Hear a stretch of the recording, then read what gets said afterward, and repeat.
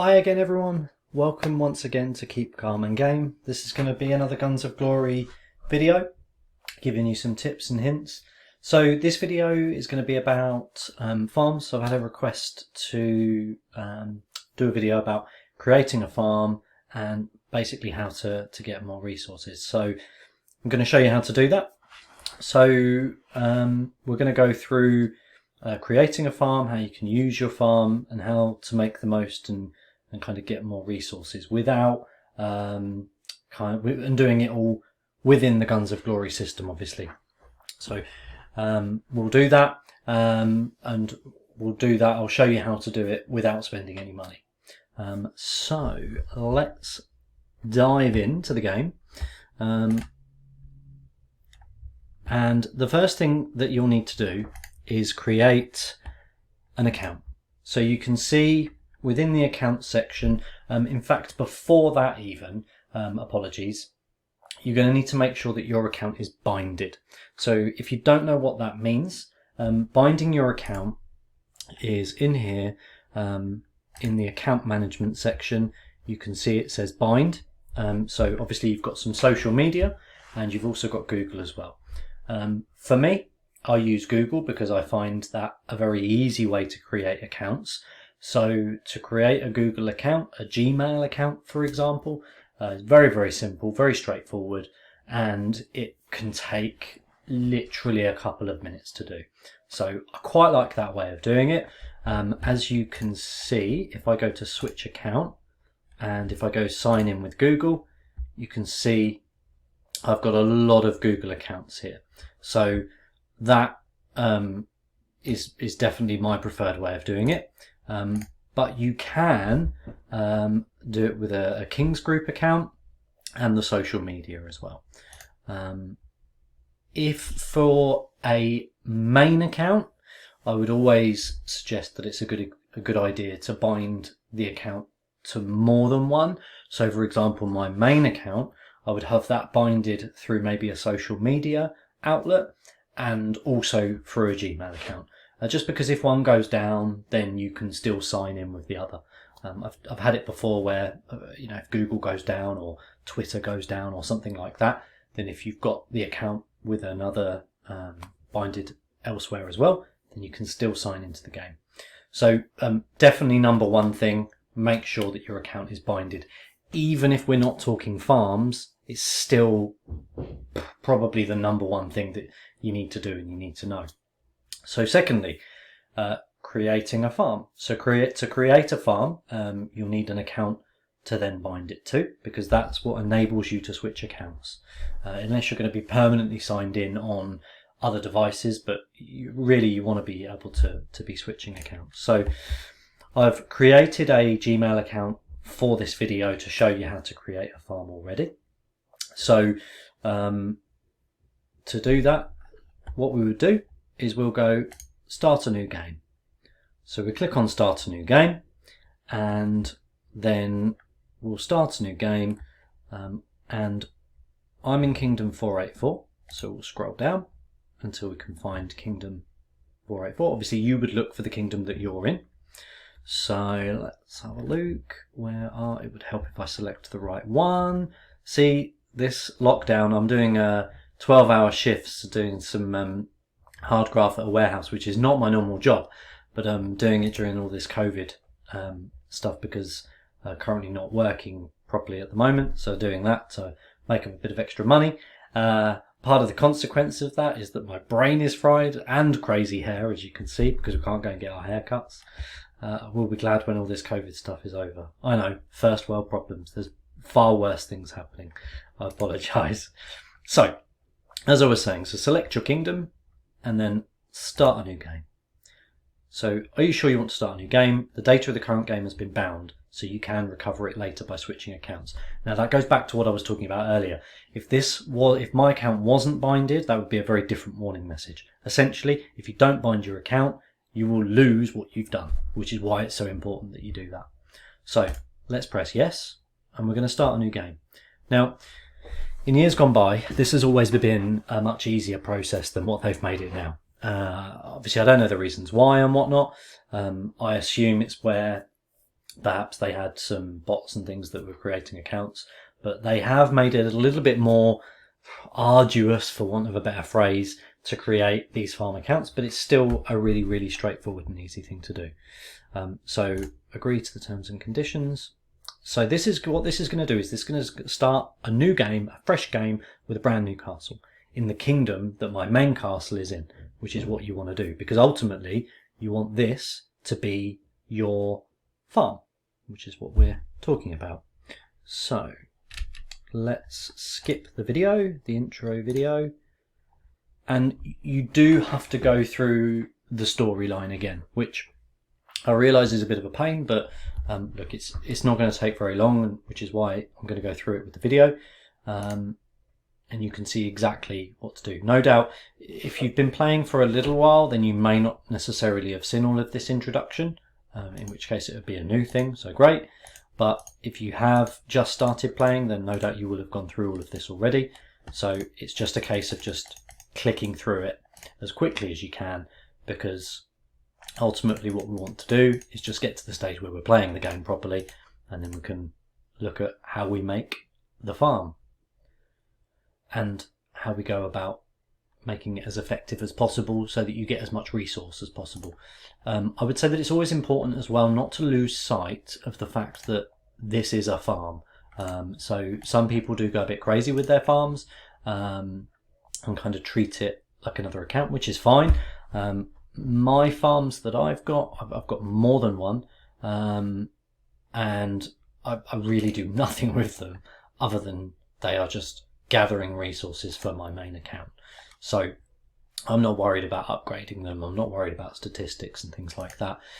You do need to go through a certain amount of upgrades, which I'll go through shortly, because there are certain things that you really want to be unlocking to make sure that you can utilize the resources as much as possible.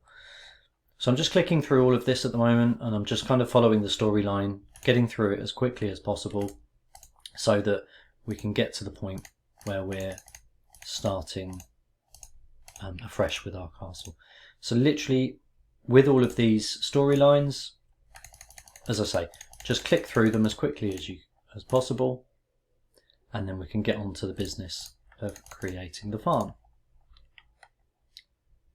Okay, so after around 10 minutes, just under 10 minutes, I've completed enough of the storyline to get me to a stage where I can rename my lord. So at this point, you can name ultimately the farm whatever you want. If you're going to have more than one farm, it's sometimes handy to name the farm the same as your Gmail account, just to keep track of them. If your memory is anything like mine, which is horrendous, then I need to name them the same as my Gmail account so I know what's what. Just a little bit of a tip there, but you can rename it to whatever you would like it to be. Okay, so after about another 10 minutes of the storyline, you're going to be at about level Castle 6, I would say. I think this comes up, bind account. So this is where, now what we were talking about earlier comes into play. So we click on bind, and now you want to bind your account to whichever account it was that you earlier on created. If you haven't got one at this stage, then now is a good time to create it, and then you're going to bind that account to the account that you've created. So in my account, a Gmail account. So I'm going to bind the account to that by clicking add another account. And now you type in all of your details.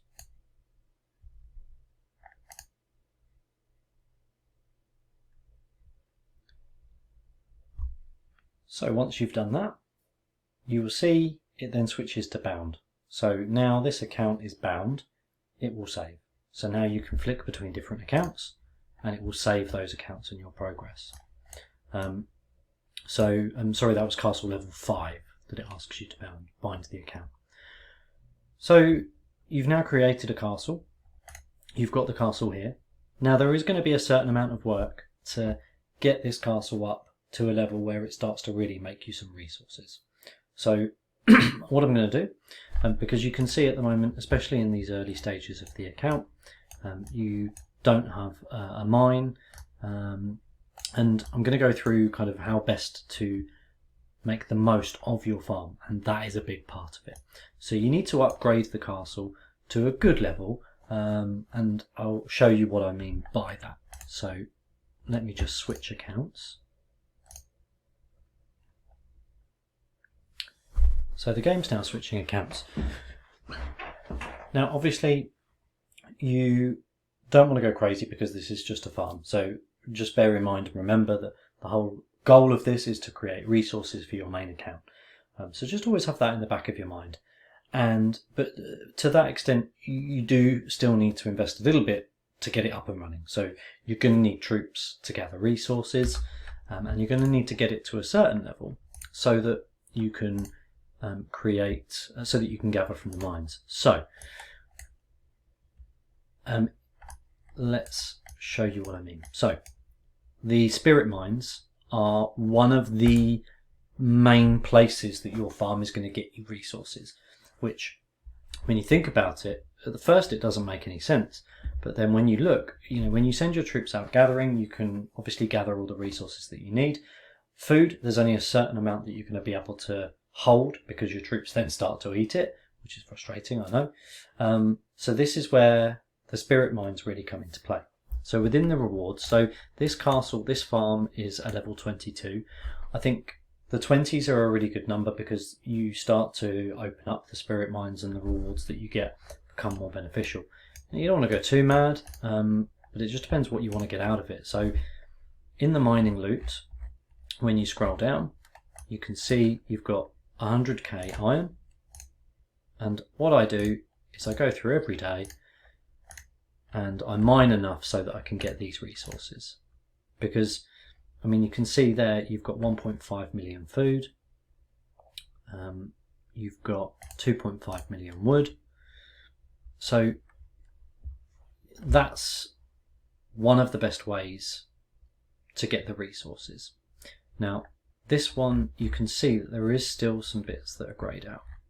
So over time, you will upgrade your castle, obviously, and that will then mean that you'll unlock more of those. Because also, along with the mining, you've also got the catacombs where you can get additional resources.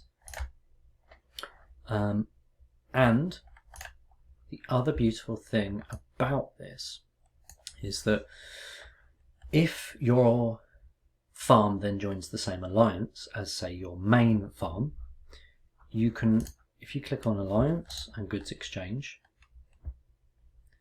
you can see this is my main account. So you can request certain resources. So if I find this account on here, so you simply do this and then send request.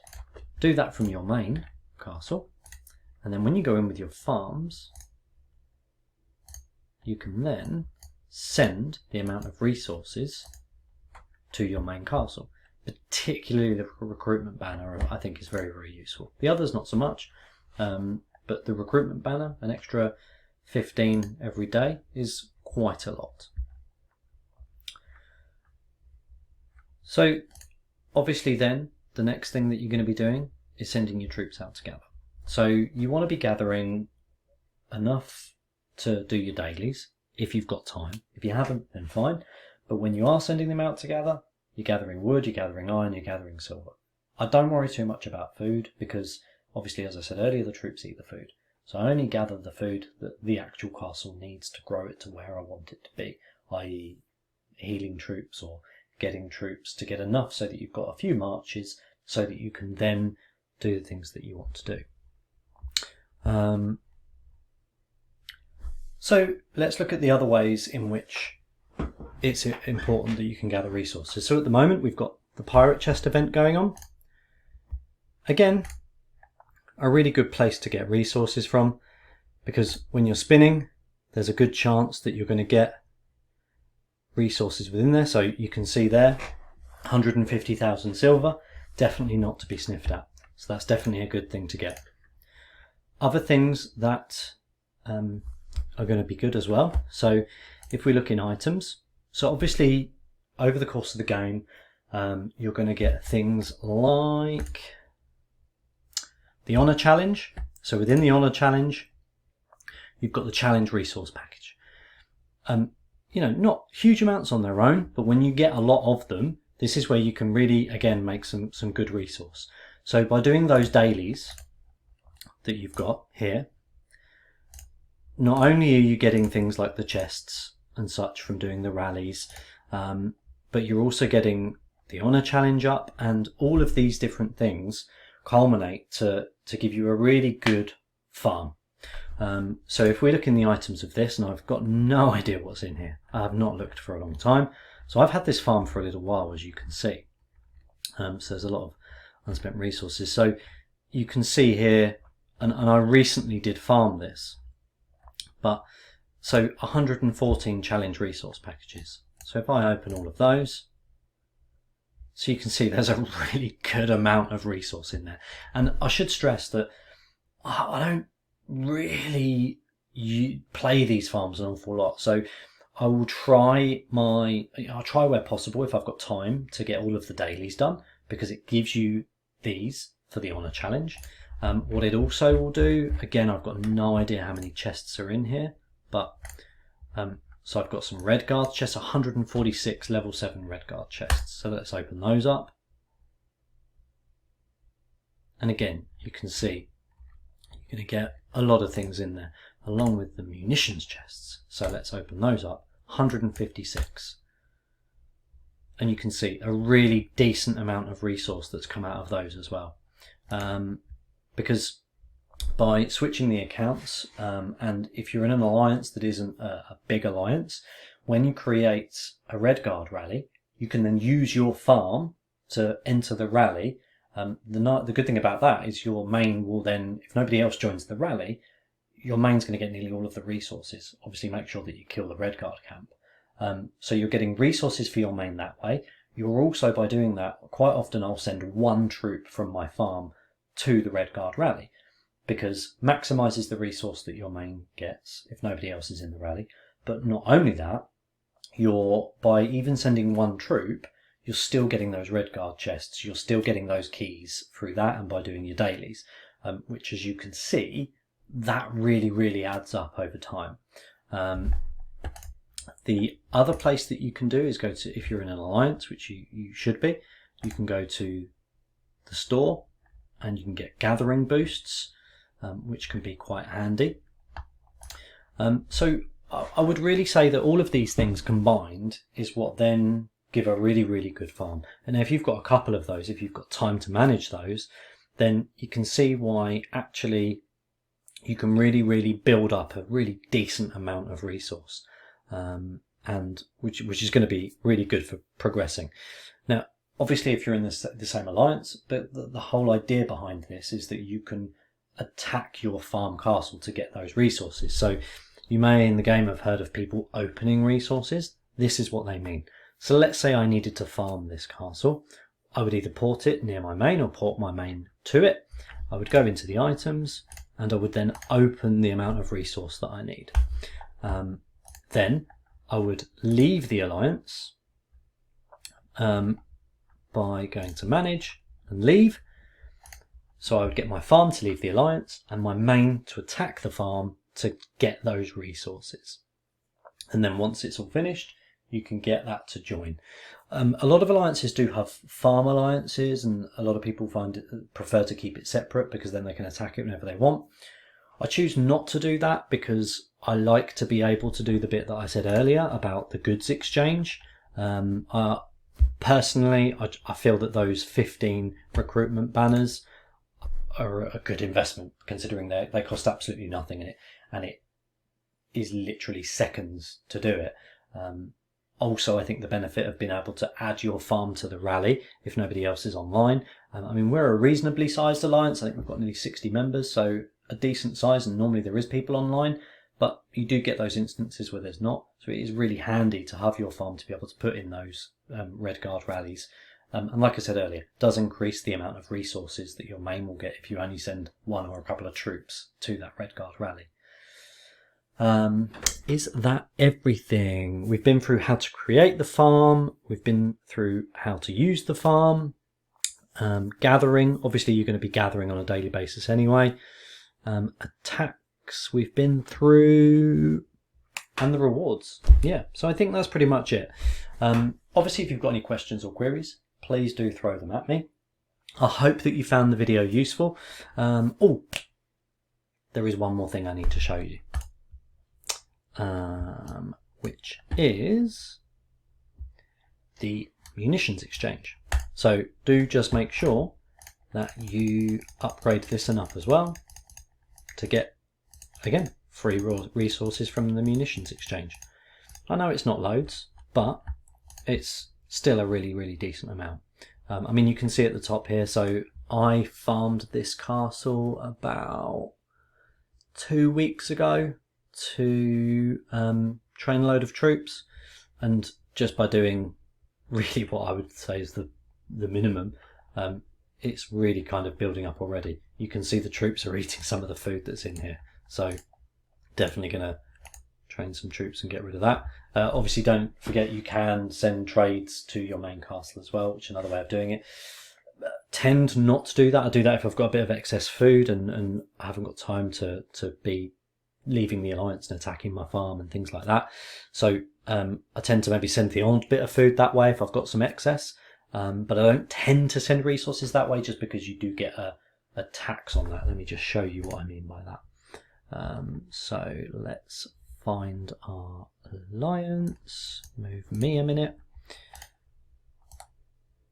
Yes, the alliance is called the pub, somewhere we would definitely all like to go back to after all of this pandemic malarkey's over. So you can see, if you click on trade, so you can see that there's a trade fee. Obviously that trade fee doesn't apply if you're attacking the farm. So like I say, I send a bit of excess food if there is, but otherwise I use the attacking method that I explained earlier. Okay, think I'm done now. Like I said earlier, any questions or queries, do post them. If you found it useful, please subscribe and like the page. I've been Cap, and I will see you again soon.